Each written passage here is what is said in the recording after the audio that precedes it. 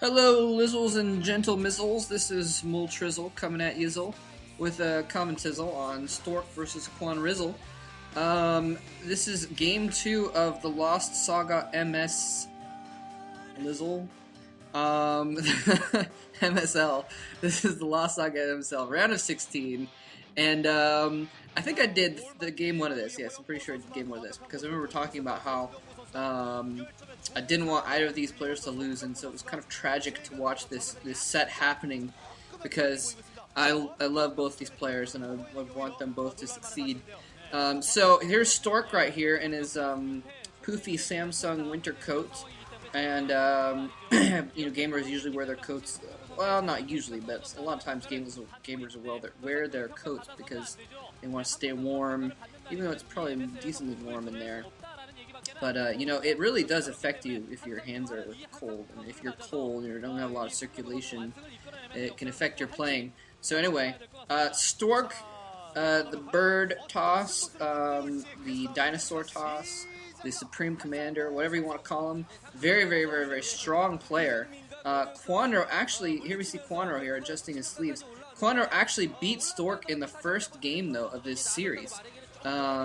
He basically did a 2-hatch Hydra build. It's pretty much all in. It's kind of a cheese, but it's also, I mean, it's a deliberate strategy because if the Protoss scouts it, if they get a scout out and actually see that that's what's going on earlier rather than later, then they can stop it really easily, and then they've got 2 bases and they can roll over the Zerg in the mid game. So it's not like a cheese in the sense that it's like, it's risky. I mean, that's the point. So it's also kind of a way of, if the Protoss doesn't scout enough, it's almost their fault for not punishing the Zerg for doing it. And so it's kind of the Zerg punishing the Protoss for not scouting. Anyway, oh no, both the names were in Korean. I couldn't understand which one was which. How will I know what the colors are? Okay, I'm going to make a guess here. I'm going to guess that Stork is the Protoss, who's teal. He's in the bottom left-hand corner. And that means that Kwanro is the Zerg, the blue Zerg, on the top left-hand corner. This is Byzantium 2. Anyway, yes. Byzantium 2, well, we'll see more about that as the game goes on. But, yeah, this should be an interesting game. So Kwanro's up 1-0. I think Stork is the better player, but he's not always the best against Protoss. I'm sorry, he's the best against Protoss, but he's always the best against Zerg. So, Kwanro does stand a chance just because Stork just kind of tends to not play. For some reason, there's just something about his Protoss versus Zerg that's just not tip-top. And there I was waiting for him to show that ramp so you can see the inverse ramp that they have on Byzantium 2. You've got a natural expansion, but you have to go up the ramp. So it makes it it makes it really difficult to do a lot of normal builds because, well, a lot of safe builds, I guess, because you don't have that ramp to hold on to. So usually you see players go for quick, yeah, there you go, like a 9-pool build. I didn't catch if that was an overpool, though. I think it might have been an overpool. But you go for quick sort of rush-type builds just to, yeah, there's the Overlord. So just to get your forces out quickly, since it's easy to get pinned in your base. And there we see Stork actually going for a single gateway, actually not even going to trying to go for an FE build, which is a little bit strange because, well, I don't know. I mean, on this map, it's almost better to get a fast expansion because of the fact that if you can get that expansion, you get the high. Oh, whoa! That drone's almost dead, but the probe is taking some serious damage in there in the drone line. Barely gets out. Yeah, it's funny to do that. Oh, he's tracking that. Oh, he's tracking the drone down. Oh no, Kwanro's on top of it. He's not gonna let him get that drone, man. If he can do anything about it. Couple drones are damaged there actually, but yeah. So Kwanro is scouting this one-base tech build, and we'll see what he does if he goes one-gate tech build or if he's just gonna go for. He's probably just going for a tech build, probably try and get some early reavers out or something along those lines. Sending a zealot out to harass now, getting his core up. So, very interesting play here. But yeah, I mean, it kind of makes sense that he's going for this one-gate tech build because of the map, but at the same time, I don't know. Well, anyway, Stork's going for that, and we'll see what happens. he's obviously spotted this early build from Kwanro, getting very early. What's that thing called? Spawning pool, and then gas, and we might even see Kwanro going for a quick tech build. Also, actually, he may be going for because I think he was still mining gas, so he might be trying to go for a very quick lair while he puts some more pressure on, and that could work in his favor actually, especially if Stork's going to go for like Reavers. You know, he's getting a Stargate up actually, so never mind. Sometimes we've seen some players go, and that makes sense because he knows that he's scouted it. Stork knows that he scouted it, so it wouldn't make a whole lot of sense to go for, you know, like a quick Reaver build, especially when it gets scouted that quickly. It's just so easy to counter, and he did see the Kwanro's mining gas too. So basically, you just layer up, you get your Spire, and it'd be pretty easy to fend off Reavers with just a few Mutalisks. And you're spending so much money on so much of your gas. Whoa, that probe's almost dead. It's running for its dear life. I think it's screwed, though. Oh, is it going to get around? Oh, is it going to get in? Oh my god, it might get in the base! One more hit left! No, he's going to have to turn. Oh, the probe dies.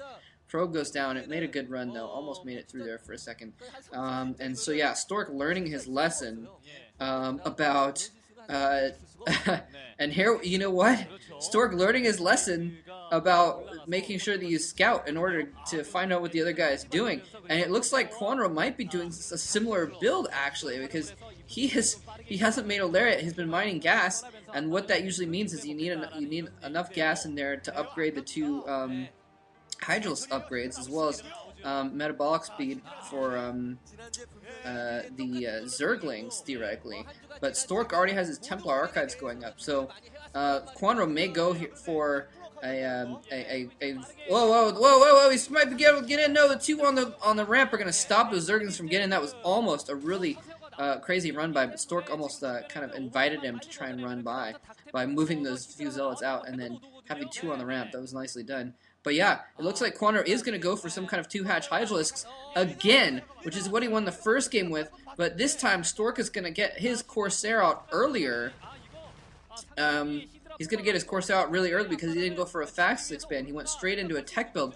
So this time all of his tech's going to be out a lot quicker than it was in Game 1, where his tech was out pretty slow because of the fact that he spent a lot of money on cannons and the forge and everything beforehand. And now he's getting those cannons to try and hold things off.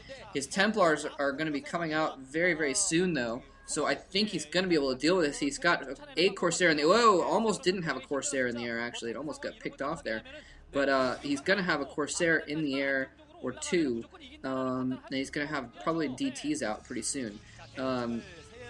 There's the Overlord. The nearest Overlord is not near enough to kind of guard the front with Dark Templar. And there's the Dark Templar right there. Looks like he's moving the Overlord up and around, try and get into a good position where he can tempt the Dark Templar over into the sight range of that Overlord if that DT goes for the Hydralisks. And that's pretty clever on his part, but he's not buying it. He needs to try and go in there and kill some drones or something. Well, that is going to be difficult. In the meantime, he's trying to hold off using his Zealots to try and get some cannons up. And if he can get some cannons at that front door with the Zealots to cover, he'll be in really good shape to get that expansion. He's just going to have a huge economic lead going into mid-game, especially if he can sneak a DT in there and kill any drones. Pylon is going up. He's trying to chase down the Zealots. Oh, almost kills off the probe. The DT's in action now, though. And the Overlord, for some reason, running away. Worried about Corsairs, I guess, but I think he should probably move it closer to the front lines so it can be there just in case, but maybe Kwanro's just falling back. And yeah, he was going for this two-hatch Hydras, and I think he has to have realized it's failed now. Oh, is the DT going to get in there? Oh, he's trying to attack the Overlord. The DT does get in. The Overlord's trying to chase it, but the Corsairs take out the Overlord. No, it didn't take out the Overlord, but he's still... oh, and a nice timing there. Overlord pops out for Kwanro just at the right moment so that Dark Templar's not going to do too much damage. And there's that Overlord trying to sneak into the front lines there. He does manage to pick off that Dark Templar in the front just in time. I don't know what happened to all of Stork's Zealots, though. They must have gotten killed off when he was trying to manage his Dark Templar there, and he's going to have to lose that expansion there that he was trying to set up. Or at least lose the defenses that he was trying to set up for the expansion. So Stork actually looking to be in bad shape here. We could see a bit of an upset. Kwanro, not that well known as a top-class player, may end up winning this game because he's He's managed to halt the expansion really, really well, and he's managed to make it so that those Dark Templar do not do any damage at all. Stork now getting his gateways up, though, trying Necro off of just the one base.